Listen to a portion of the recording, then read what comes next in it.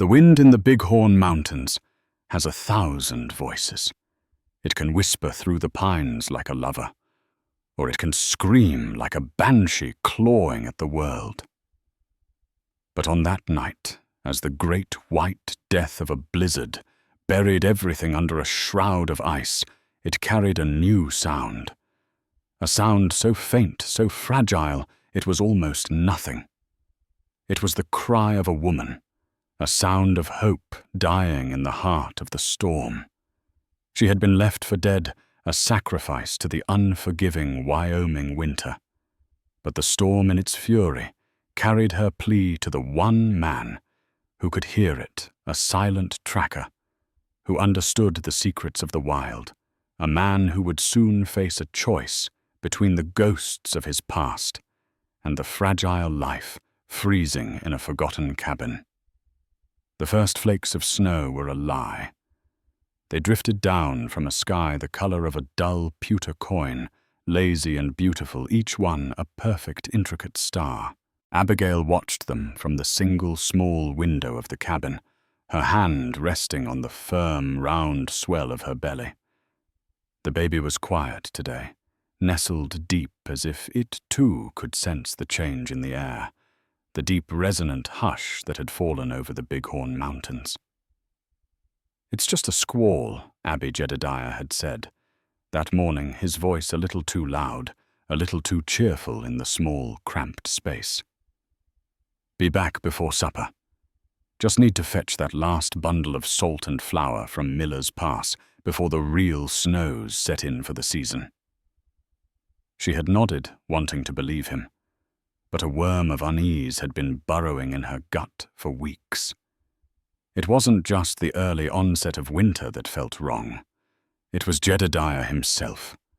The easy smile he once wore now seemed brittle, a mask that would crack if you looked too closely. His eyes, the color of a summer sky, now darted about, never quite meeting hers, always scanning the horizon as if expecting some terrible apparition to rise from the jagged peaks. He'd been a good man, or so she believed. The man who had courted her back in Laramie was full of grand dreams and honeyed words painting pictures of a life carved out of the wilderness rich with freedom and the promise of gold. He'd found this spot, a small abandoned trapper's cabin nestled in a high valley miles from any real town. A temporary home, my love, he'd promised, until I find our fortune.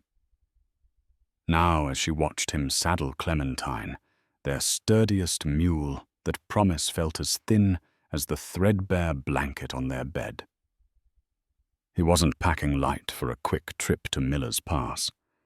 He was taking the heavy oilskin coat, the one she'd spent weeks saving for. He was packing extra ammunition for his Colt Peacemaker, and he was carefully wrapping the last of the salted pork. It was the packing of a man who wasn't sure when his next real meal would be. "Jed," she said, her voice soft, stepping out onto the porch. The cold was already sharp, a blade against her cheeks. "That looks like more than you need for a day trip." He didn't turn around, busy tightening the cinch. "The wind's got a bite to it. Can't be too careful. You know these mountains. Take the old mare. Clementine is slower, but she's sure-footed. The pass can be treacherous." He finally stopped, his shoulders stiff. He turned, and for a moment the mask slipped. She saw a flicker of something in his eyes, fear raw and stark, but it was gone in an instant, replaced by a strained patience. "Abby, don't you fuss. I need Clementine's strength. It's a heavy load coming back." He walked over and placed a cold, quick kiss on her forehead. His lips were thin and dry. "You just keep the fire stoked. I'll be back before you know it. Sing to the little one for me." He swung himself into the saddle, a man running from a ghost only he could see. He didn't look back. Not once. He just spurred Clementine forward, disappearing into the thickening curtain of snow. leaving Abigail alone with the hollow echo of his words and a pile of firewood that suddenly looked terrifyingly small. For the first hour, she did as he asked. She stoked the fire, humming a lullaby, telling herself the unease was just the pregnancy, the isolation playing tricks on her mind. But then the wind began to pick up. The lazy flakes turned into a frantic horizontal swarm. The whisper in the pines became a low, guttural moan that vibrated through the log walls of the cabin. By noon, the world outside the window had vanished. There was no mountain, no sky, only a swirling, blinding chaos of white. The temperature plummeted. A draught cold as a grave digger's touch snaked its way through the chinking in the walls. The fire, which had been her cheerful companion, was now a desperate, hungry thing, devouring the logs she fed it with an alarming speed. She went to the woodpile he'd left on the porch. It was a lie. He'd stacked the logs cleverly, leaving a hollow space in the middle.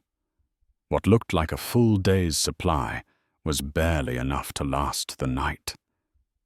That was the moment the cold dread in her stomach bloomed into full-blown terror. It wasn't just the storm. It was the calculated nature of it all. The best mule, the extra supplies, the hollow wood pile. He hadn't gone to Miller's Pass. He had fled, and he had left her behind. Why? The question screamed in her mind, louder than the howling wind. Was it another woman? Debts, was he simply a coward, terrified of the responsibility of a wife and a child in this unforgiving land? Her mind reeled, searching for an answer for any reason that could staunch the bleeding wound of his betrayal. The cabin grew colder. The fire shrank, its light and warmth receding, pulling back from the corners of the room, which were now surrendering to the creeping frost. She pulled the thin blanket tighter around her shoulders, her body trembling not just from the cold, but from the violent shudders of a broken heart. She was alone, heavily pregnant and alone in a tomb of ice, with nothing but a dying fire between her and the white death that raged outside. Sobs racked her body, raw and desperate. She pressed her face into her hands, but the tears froze on her cheeks. She cried out his name, a ragged, hopeless sound that was instantly devoured by the storm.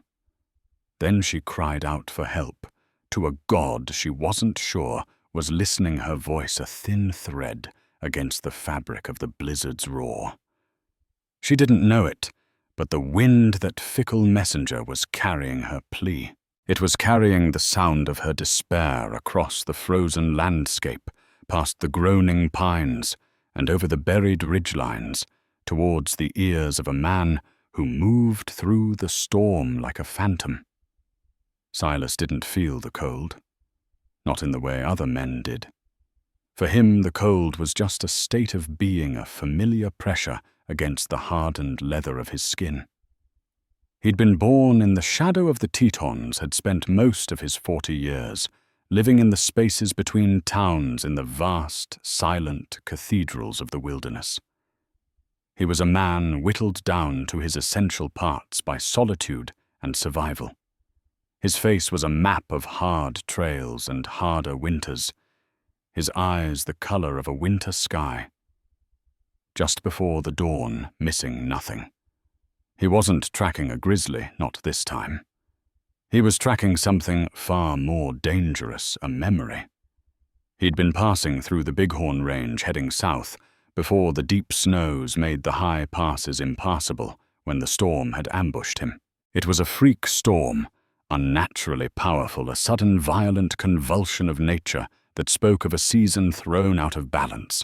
He'd been making for a sheltered cave, he knew, of a place marked only in the atlas of his own mind when he first heard it. At first he dismissed it. The wind in the bighorns played tricks. It could mimic the cry of a panther, the whistle of a train, the laughter of a child. It was a liar and a mimic. He pulled the collar of his heavy buffalo coat higher and urged his horse, a stoic grey stallion named Ghost, onward through the deepening drifts. Ghost was a creature of the mountains, as silent and resilient as his master, and he moved through the blizzard with a steady, ground-eating pace. But the sound came again. It wasn't the wind. The wind was a steady, deafening roar, a physical force that pushed and pulled and screamed. This was something else. A thin, high-pitched thread of sound, woven through the gale, almost imperceptible. It would rise for a moment, a note of pure human anguish, and then be snatched away by the storm. An animal. A mountain cat caught in a rockslide numb. He knew the sounds of this world as well as he knew the lines on his own hands. Every cry of every creature had its own texture, its own reason. This sound was different. It was freighted with a sorrow that no animal could voice. It was the sound of a soul breaking. He stopped, Ghost pulling the horse into the relative shelter of a thick stand of lodgepole pines. The snow swirled around them, a dizzying vortex of white. Silas closed his eyes, tilting his head. His entire being focused on that one act of listening.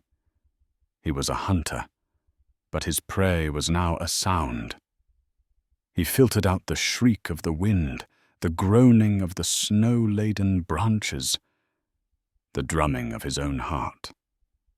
He listened for the space between the noises. There it was again. Fainter this time, but unmistakable. A human cry. A woman's cry, a fool's errand. That's what the logical part of his mind told him. To leave his path, to abandon the certainty of shelter, and chase a ghost sound through a killer blizzard was suicide. The person was likely already dead, their last breath, a frozen puff in the wind. Or worse, it could be a trap. The West was full of stories of renegades and desperate men using tricks to lure unwary travelers. But Silas operated on a different kind of logic, an instinct honed by 1,000 silent sunrises and a past he could never outrun. He knew what it was to be alone and hopeless. Years ago, on a different mountain, in a different blizzard, he had failed to hear a cry for help. The memory was a hold-hard stone in his gut, a ghost that walked with him every day. He had lost his own family, a wife and a daughter, not to a storm, but to a sickness that had swept through their small homestead while he was away on a long trapping expedition. He had returned to a silent cabin, a place where laughter had once lived, and the silence had nearly broken him. It was a silence he had carried inside him ever since. He would not fail again, not if there was a breath of a chance. He dismounted, giving Ghost a reassuring pat on the neck. "Stay close, old friend," he murmured, his voice a low rumble swallowed by the storm. The horse seemed to understand, nudging his master's shoulder with its head. Silas pulled a pair of crude snowshoes from his pack, strapping them to his worn leather boots. He checked the load in his Sharps rifle, a habit as ingrained as breathing. With the rifle in one hand and a long walking staff in the other, he turned his face into the wind towards the direction of the faint, desperate sound. The world was a maelstrom of white noise and biting ice. Visibility was less than 10 feet. Every step was a battle against the wind and the sucking drifts. The snow was up to his knees and in places up to his waist. He moved not by sight, but by feel, by the slope of the land beneath his feet and the subtle changes in the wind's direction. He was a ship navigating a raging, featureless sea. For what felt like an hour, he heard nothing but the storm's fury. The cold began to work its way through the layers of wool and buffalo hide, a dull ache in his bones. Doubt began to creep in, cold and sharp as an icicle. Had he imagined it?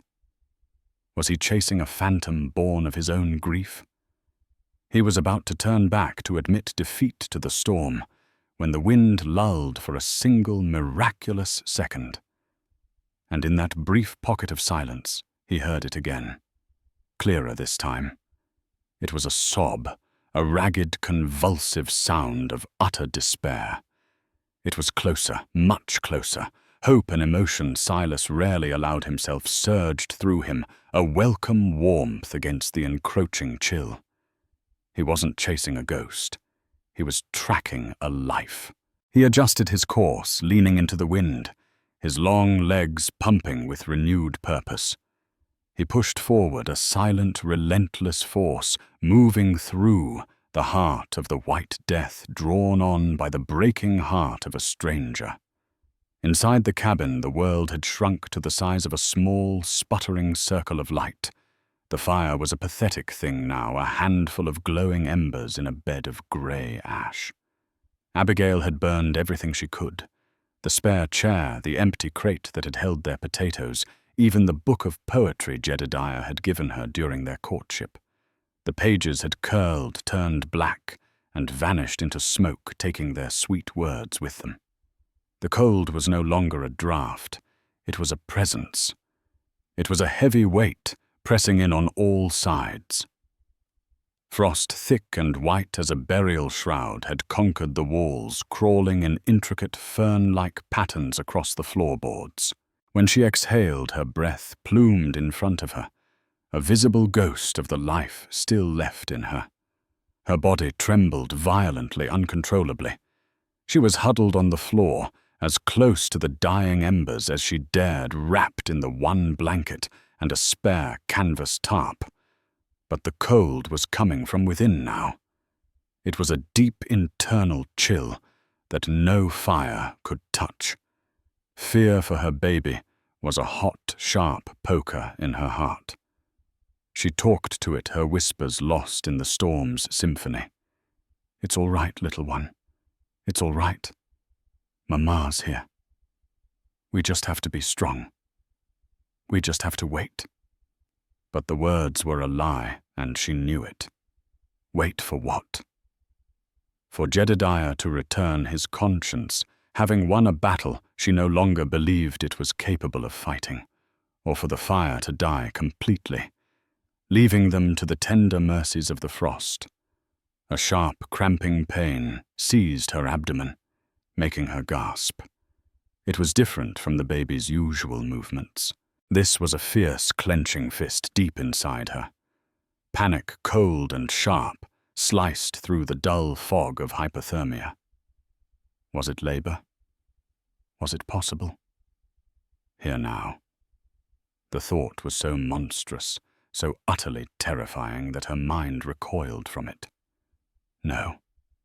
It was just the cold, the stress. It had to be. Delirium began to set in its tendrils, weaving through her thoughts. The shadows in the corners of the room seemed to writhe and dance. The howl of the wind began to sound like voices, whispering her name, whispering accusations. She saw Jedediah's face in the patterns of the frost on the window pane, his eyes full of a cold indifference. She thought of her father, a stern blacksmith back in Ohio, how he had warned her against Jedediah. "He's a man in love with the horizon, girl. Men like that are always running from something, and they'll leave you standing in their dust." She had dismissed it as the overprotective grumbling of an old man. Now his words returned to her with the brutal clarity of prophecy.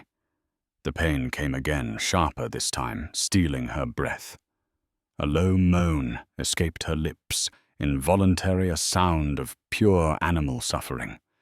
She curled into a tighter ball, pressing her hands against her belly as if she could physically hold the baby and keep it safe from this frozen, hostile world. Suddenly, over the roar of the wind, There was another sound, a scraping, thumping noise at the door. Her head snapped up, her heart lurching in her chest. Jedediah. Had he come back? A wild, impossible hope flared within her. He hadn't abandoned her. He'd been caught in the storm, had fought his way back for her. Jed. She called out, her voice a raw, cracked thing. Jed, is that you?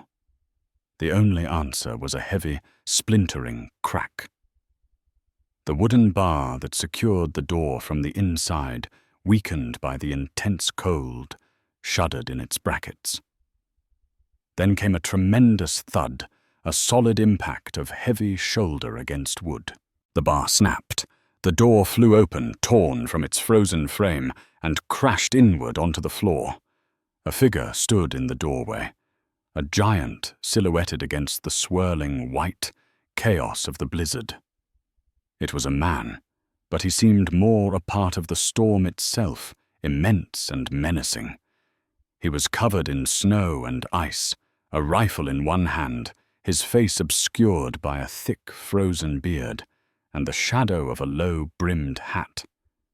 He was a monster, conjured from the blizzard's heart. This was not Jedediah. This was not a rescuer. In Abigail's frost-addled mind, this was the thing Jedediah had been running from. This was the terror that had been haunting his eyes. It had come for them. He had sacrificed her to it, leaving her as bait. Primal fear, the instinct of a mother protecting her young, surged through her, momentarily burning away the cold and the delirium. She scrambled backward away from the figure, her hand closing around the only weapon she had left, a thick piece of firewood she had saved for the last dregs of the fire. It was heavy and solid in her hand. The man took a step into the cabin, bringing a swirl of snow and a blast of Arctic air with him. He kicked the broken door shut, plunging the room into near darkness, save for the faint, pulsing glow of the embers. He stood there, a towering shadow, letting his eyes adjust to the gloom. I heard a cry, he said. His voice was a low, rough baritone, like rocks grinding together. It was not a voice of comfort. It was the voice of the wilderness, hard and uncompromising. But Abigail didn't hear the words. She only heard the threat. She saw the rifle, the imposing size of him, the predatory stillness in his posture. He was a wolf, and she was trapped. "Get back!" she hissed, raising the log, her knuckles white. "Get out of my house!" Silas stood perfectly still, his eyes now accustomed to the dim light. He saw her, then truly saw her. Not just a shape, but a woman, wild-eyed with terror, her face pale and gaunt, her body swollen with child. He saw the desperation, the fierce protective fire in her eyes, and he understood. He was not a savior to her. He was just another man, another threat in a world that had clearly shown her nothing but cruelty. He did not raise his hands to show he was unarmed, a gesture he knew might be misinterpreted as a prelude to attack. Instead, he did something that went against every instinct of a man used to conflict. He slowly, deliberately leaned his sharps rifle against the wall, placing it out of his own easy reach. He unbuckled his gun belt, the one holding his Colt revolver, and let it drop with a soft thud to the floor. He took a slow, deliberate step back towards the door, increasing the distance between them. "The storm," he said, his voice still low, but softer this time, gentler. "It's a bad one. The White Death. You can't survive it with a fire that small." Abigail's grip on the log did not loosen. Her eyes darted from his face to the rifle, then back again. Her mind was a whirlwind of fear and suspicion. Was this a trick? A ruse to get her to lower her guard? "Who are you?" she demanded, her voice trembling but fierce. What do you want?" Silas looked at the dying embers, then at the frost-covered walls. He looked at the terror in her eyes, and he saw the ghost of another woman in another silent cabin, a ghost he had vowed to never see again. "My name is Silas," he said, his gaze steady and direct, holding hers. "And right now, all I want is to keep that fire from going out." The standoff held for a long, breathless moment. The only sounds were the scream of the wind outside and Abigail's ragged breathing within. She watched Silas, every muscle in her body, tensed her mind, a battlefield of instinct and terror. He remained perfectly still, a statue carved from winter, and Patience, his large, calloused hands, held open at his sides away from his weapons. There was no aggression in his posture, only a profound weariness, as if he carried the weight of the storm on his shoulders. Slowly, like a thawing river, the fight began to drain out of her. The heavy log grew heavier. The adrenaline that had sharpened her fear began to recede, leaving behind the deep, aching cold and a bone-deep exhaustion. This man. He had disarmed himself. He had made no move toward her. His eyes, she saw now, were not cruel. They were filled with a sorrow she felt she could almost understand. Her arm trembled, and the log dropped from her nerveless fingers, thudding softly onto the dirt floor. A dry sob escaped her throat, and she sagged against the wall, the last of her strength gone. Silas took that as his cue. He moved with a quiet, deliberate economy, not approaching her directly, but turning his attention to the task at hand. He retrieved the broken door, propping it back in its frame as best he could, using a piece of the shattered bar to wedge it shut against the wind. The immediate biting draft was lessened. Then he turned to the fireplace. He knelt before the pathetic embers, his movements methodical. From a leather pouch on his belt, he produced a tinderbox and a small, dry bundle of birch bark and fine wood shavings. He handled the embers with a practiced gentleness, coaxing them, feeding them slivers of bark. He blew on them softly, his breath steady and controlled until a tiny, fragile flame flickered to life. Abigail watched him mesmerized. He had brought his own kindling. He had come prepared for this, for survival. He took the very log she had threatened him with, and with a few powerful blows from a small hatchet he retrieved from his pack, split it into smaller, more manageable pieces. He fed the new flame, nursing it patiently, until it grew into a confident, crackling fire that began to push back the oppressive gloom and the deadly cold. Warmth, real warmth, began to seep into the cabin. It was the most wonderful sensation Abigail had ever felt. It was life.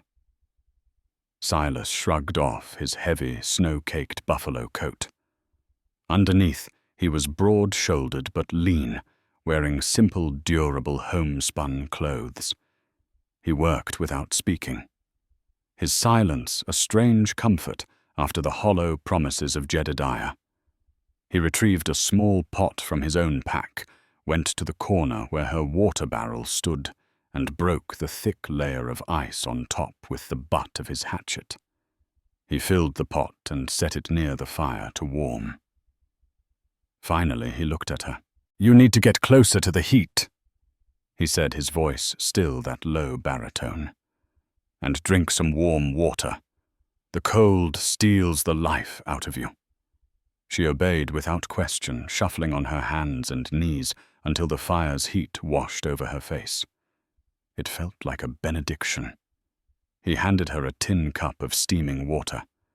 Her hands shook so violently that he had to steady them with his own. His hand was large and rough-scarred and calloused, but his touch was surprisingly gentle. As the warmth and water began to revive her, her mind cleared further. The terror subsided, replaced by a flood of questions. How? How did you find me? Silas was examining the cabin now, his sharp eyes taking in every detail. The meager supplies, the empty shelves.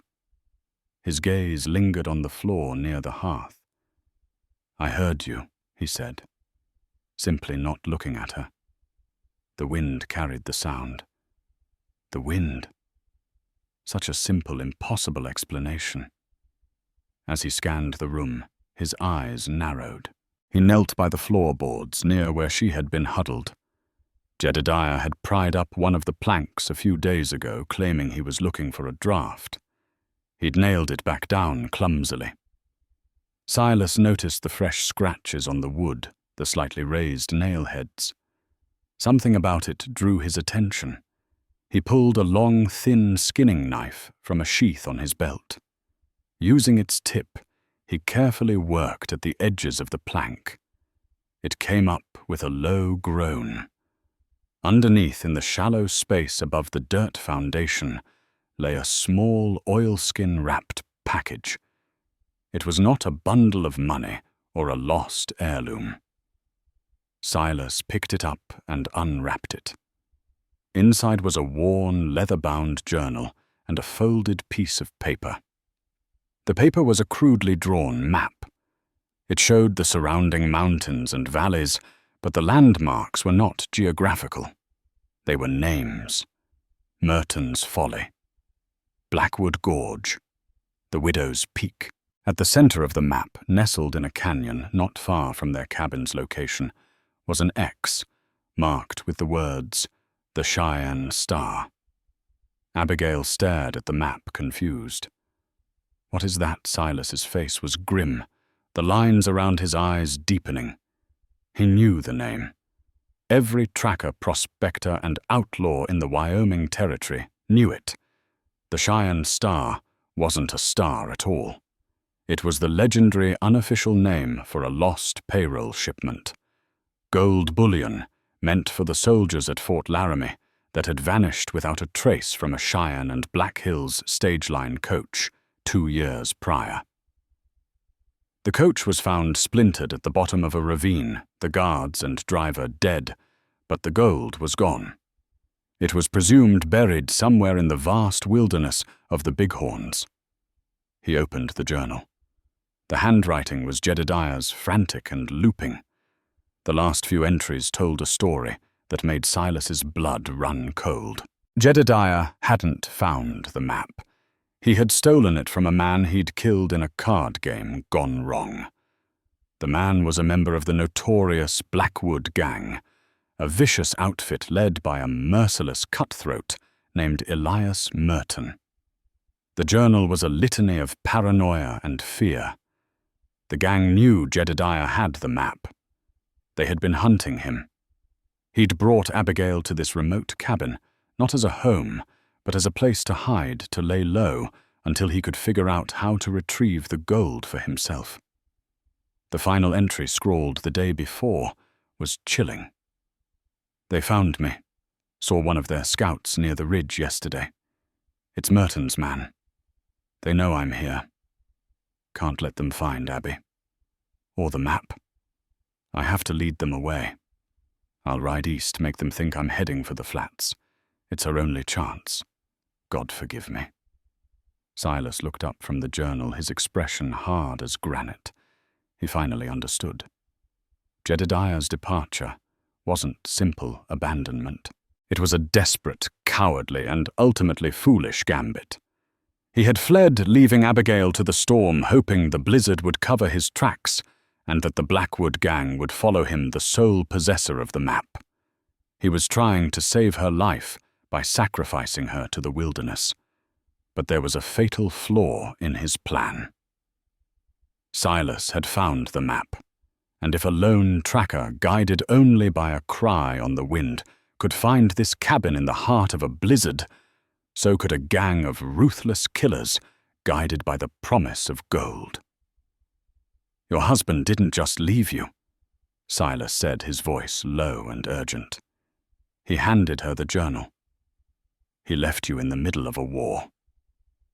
Just then, from outside, came a sound that was not the wind. It was the distinct, sharp whinny of a horse, answered by another. They were close. The storm was a shroud, but it would not hide them forever. The Blackwood gang had arrived.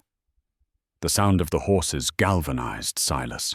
He moved with an explosive, silent speed that belied his size. One moment he was kneeling, the next he was across the room, snatching his Sharps rifle from the wall. He didn't look at Abigail. His entire focus was on the outside world, his senses straining against the muffling blanket of the storm. "Get away from the window," he commanded, his voice a blade of ice. "And stay low. Do not make a sound." Abigail's heart hammered against her ribs, a frantic drumbeat of terror. She scrambled away from the firelight, pressing herself into the darkest corner of the cabin, the cold of the log wall seeping through her clothes. She clutched Jedediah's journal to her chest, the truth of his actions 1,000 times heavier than the book itself. He wasn't just a coward, he was a fool who had lit a match in a powder keg and left her to face the explosion. Silas moved to the small, frost-coated window pane. Using the edge of his knife, he scraped away a tiny peephole in the ice no bigger than a silver dollar. The world outside was a churning grey and white nightmare, but through the swirling snow he could make out shapes, dark figures on horseback, huddled together like vultures against the gale, not 20 yards from the cabin. There were 4 of them. They had found the cabin. Jedediah's trail, or what was left of it, must have led them right here. One of the figures dismounted a hulking man in a long, dark coat. He handed his reins to another rider and began to walk slowly toward the cabin. He moved with a confident swagger, even through the deep snow, a man accustomed to violence and taking what he wanted. Silas recognized the profile, the cruel set of his jaw. Elias Merton. Silas backed away from the window, his mind racing.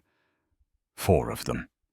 In a flat-out gunfight, the odds were abysmal. The cabin was a flimsy wooden box, offering little protection against determined men with rifles. Their only allies were the storm and the element of surprise. Merton likely assumed the cabin was empty, or that Jedediah was holed up inside alone. He would not be expecting a fight from a seasoned tracker and a pregnant woman. "They think your husband is in here," Silas whispered, his back against the wall next to the door. "They don't know about me. Or you. We use that." He looked at Abigail huddled in the corner. Her face was a mask of terror, but beneath it he saw something else flicker in her eyes, a spark of defiance. The same protective fire he'd seen when he first arrived. She was a mother, and her den was being threatened. "Can you shoot?" he asked, his voice low. She shook her head, her eyes wide. "Jedediah tried to teach me once. I couldn't stand the noise." "No matter." He unstrapped his Colt revolver from the gun belt on the floor and crawled over to her, pressing the cold, heavy weapon into her hands. "You know how it works." She nodded hesitantly. "Stay in this corner. It's the safest place. If that door comes open and I'm not the one standing, you pull the trigger. You pull it until it's empty. Do you understand?" Tears welled in her eyes, but she firmed her jaw and gripped the revolver with both hands. "I understand." A loud, authoritative voice boomed from outside, cutting through the wind. "Jedediah Hayes. We know you're in there. We followed your trail clear from the muddy gap. You've got something that belongs to me. You can come out now, and we can settle this like businessmen." or we can burn this shack to the ground with you in it." It was Merton. His voice was laced with a chilling, almost pleasant cruelty. Silas held a finger to his lips, signaling for absolute silence. He didn't answer. Let them wonder. Let their certainty curdle into doubt. Every second of silence was a weapon. Outside, the men waited.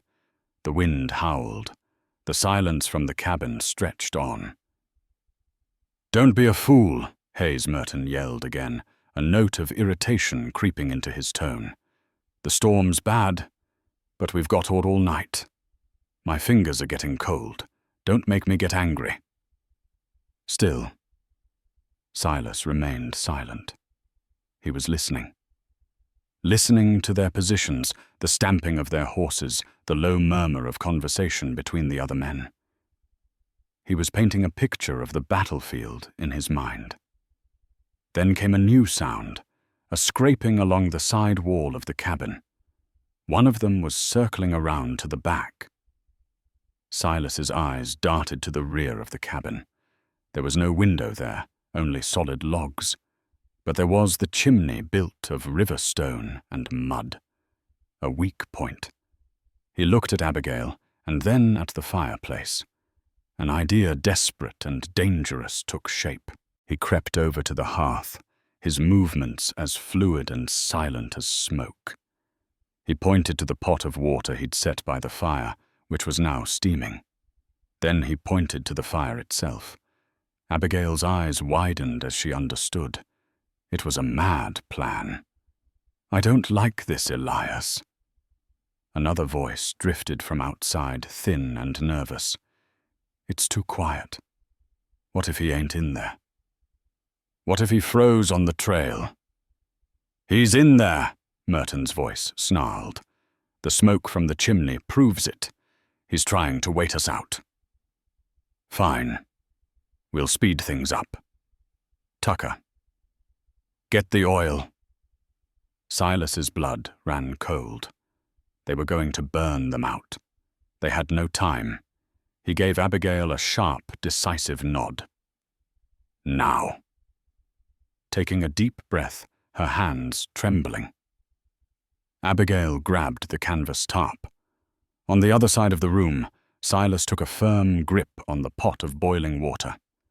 Together in a single coordinated movement, they acted. Silas lunged for the fireplace and hurled the entire pot of boiling water straight up the chimney flue. At the same instant, Abigail threw the heavy canvas tarp directly onto the fire. The effect was instantaneous and violent. The fire, smothered by the tarp, belched a huge, thick cloud of arid smoke. With its primary escape route blocked by a sudden downpour of scalding water, the smoke had nowhere to go but back down and out into the cabin. The room filled instantly with a choking, blinding black cloud. Outside the man at the back of the cabin, Tucker let out a yelp of pain and shock as a gallon of boiling water and soot erupted from the chimney top, dousing him. Inside, Silas was already moving, using the smoke as cover. He yanked the broken door open and dove out into the blizzard, his Sharps rifle already at his shoulder. He was a wraith emerging from a cloud of smoke. Merton and his other two men were momentarily stunned, their attention diverted by Tucker's screams and the sudden eruption from the cabin. That moment was all Silas needed. The Sharps rifle boomed its deep report, a thunderclap that momentarily silenced the storm. One of the mounted men jerked back in his saddle and fell sideways into the snow, a dark stain spreading on his chest. Silas levered another round into the chamber before the echo had even died. He dropped to one knee, making himself a smaller target, the snow and smoke swirling around him. The siege had been broken. The battle for the frozen cabin had begun. The world exploded into chaos. The remaining outlaw by the horses, a young man with panicked eyes, fumbled for his pistol. his shots going wild, swallowed by the wind and the thick, roiling smoke still pouring from the cabin door. Silas didn't give him a second chance. The Sharp's rifle spoke again, a definitive final word. The young man collapsed over his horse's neck, then slid unceremoniously into a snowdrift. 2 down. Elias Merton was a different breed. He wasn't a panicked youth. He was a cornered wolf. He roared in fury and dove for the cover of the horses, firing his own revolver blindly into the smoke. "Tucker, get around here, kill him!" Silas had already abandoned his position, rolling to his right, using the swirling blizzard as his ally. He was a ghost in the gale, visible one moment, gone the next. He knew that staying in one place was death. From the back of the cabin, Tucker appeared, his face red and blistered from the scalding water, howling with rage. He saw Silas's fleeting shape and fired the bullet, kicking up snow just inches from Silas's head. This was the moment Abigail had been dreading. She was still in the corner, the smoke thick and acrid in her lungs, making her cough and her eyes stream. Through the open doorway, she saw the scene illuminated in flashes of gunfire. She saw the man named Tucker, his face a mask of hate, leveling his pistol at the spot where Silas had just been. Her fear was a living thing, a cold, coiling serpent in her belly. But the image of that gun, of the death it promised to the only man who had shown her kindness, who stood between her and these monsters, ignited something else. The primal instinct she had felt before, the fierce, protective rage of a mother, swelled within her. She was not a shooter. She was not a fighter. But she was not helpless. Her eyes darted around the smoke-filled room, landing on the hearth. The fire was smothered, but the stones of the fireplace were still radiating a tremendous heat. Beside it lay the iron walker, its tip still glowing a faint, dull red. With a surge of desperate energy, she scrambled to the fireplace. The poker was almost too hot to touch, even on its handle, but she gripped it. Her mind focused on a single desperate idea. Outside, Silas and Tucker were locked in a deadly dance. Tucker advanced, using the corner of the cabin as cover, while Merton laid down, suppressing fire from behind the terrified horses. Silas was pinned down behind a snow-covered log pile. He was outnumbered. It was then that Tucker made his mistake. Believing the fight was entirely outside, he backed up against the cabin's side wall. For better cover, his back pressed right up against the logs just a few feet from the open door. Inside, Abigail heard his heavy breathing, his boots crunching in the snow just on the other side of the thin wooden wall. This was her chance, a single fleeting opportunity. She clutched Jedediah's journal, which she had kept hold of this whole time. Its pages held the key. Before the smoke had filled the room, she had frantically reread the last entry, the words searing themselves into her mind. "Can't let them find Abby, or the map. The star isn't what they think. The real secret is in the rock, the fireplace." She gripped the hot poker. Taking a deep breath that was more smoke than air, she lunged for the doorway. She didn't step outside. Instead, she jabbed the glowing tip of the poker with all her strength into the chinking between the logs, right where she knew Tucker's back would be. The outlaw screamed a high, strangled sound of shock and agony as the superheated iron burned through his thick coat and seared his flesh. He arched his back, stumbling away from the wall, his gun firing uselessly into the sky. That scream was Silas's signal. He rose from behind the log pile, no longer pinned down. The Sharp's rifle boomed a third time. Tucker crumpled to the ground and did not move. Now it was just Merton. The gang leader, seeing his men fall one by one, let out a curse that was snatched away by the wind. He knew he was outmatched in a long-range fight against a tracker with a sharps. He had one option left. He fired his last 2 rounds toward Silas to keep his head down, then broke from the cover of the horses and charged directly for the open cabin door. If he could get inside, take the woman hostage, he could still win. He filled the doorway, a huge, terrifying figure. His face contorted with rage, his empty pistol still clutched in his hand. "Woman!" He bellowed, his eyes finding Abigail through the thinning smoke. "You're my ticket out of here!" He lunged for her. Abigail stumbled backward, her hand going to her belly, the Colt revolver that Silas had given her, feeling impossibly heavy. She raised it, her hands shaking the hammer, seeming to weigh 1,000 pounds. She remembered Silas's words, "Pull the trigger until it's empty." Merton was almost on her, his hand reaching for her. She closed her eyes and pulled the trigger. The explosion was deafening in the enclosed space, a physical blow that rocked her. She pulled it again. And again.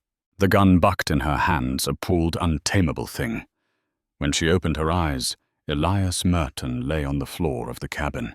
His charge stopped forever. His eyes wide, with a final, ultimate surprise. Silence descended. A profound, ringing silence, broken only by the mournful cry of the wind and her own gasping sobs. The smoke began to clear, sucked out the open door into the blizzard. Silas appeared in the doorway, his rifle held at the ready. He took in the scene. Merton's body, Abigail slumped against the wall, the Colt revolver fallen from her hands. He looked at her, his expression unreadable, and then his eyes went to the fireplace, to the spot where she had stabbed the poker through the wall. He walked over to the hearth, his boots crunching on the debris. He ran his hand over the river stones, his fingers searching. Jedediah's words from the journal echoed in his mind. "The real secret is in the rock." His fingers found it. A single stone, slightly loose, with a small, unnatural groove along its edge. Using the tip of his knife, he pried it out. There was no hollow space behind it, filled with gold coins. There was something else. Embedded deep within the fireplace structure behind the loose stone was a small, flat metal box blackened with soot. Silas worked it free and brought it into the light. It wasn't a lock box. It was a fire-resistant strong box from a stagecoach. He opened it. Inside, nestled on a bed of faded velvet, was not a pile of bullion. It was a single object, an enormous, breathtakingly beautiful star sapphire the size of a goose egg. It shimmered with a deep blue light, a perfect 6-rayed star trapped within its depths. It was magnificent, otherworldly. The Cheyenne Star. It wasn't a payroll. It was a jewel, a private shipment for some wealthy tycoon so valuable it had been given a code name and hidden amongst the regular army payroll. The bullion was a myth, a red herring. The real treasure was this single portable priceless stone. Jedediah had known. He had known the gold was a lie, and he had died for it. A sharp, intense pain shot through Abigail's abdomen, far worse than before. She cried out, doubling over her hands, clutching her belly. The battle was over, but another one was just beginning. Silas looked from the incredible jewel to the woman crying out in pain. The storm still raged, the world was still frozen, and the ghosts of the dead lay silent in the snow. He put the Cheyenne Star down on the mantelpiece, its cold fire seeming to watch them, and went to her side. The loner, the tracker, the killer of men, knelt.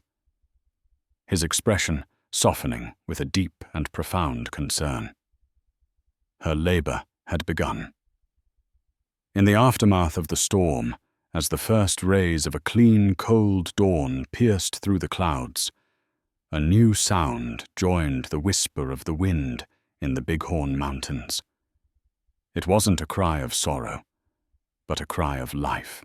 In a blood-stained cabin, surrounded by the ghosts of greed and betrayal, a child was born. The silent tracker.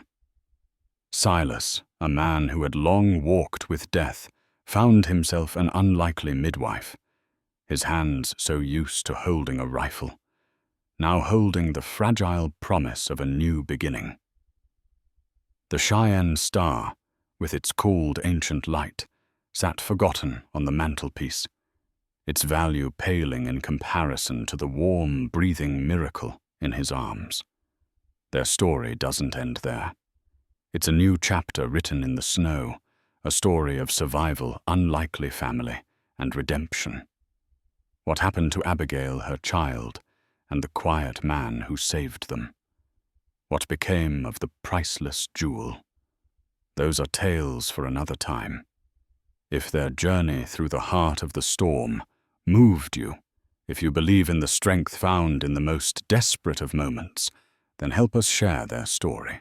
Please hit that like button, share this video with someone who loves a tale of the true West, and most importantly, subscribe to our channel. Your support allows us to keep finding these lost whispers in the wind and bringing them to you. Thank you for listening.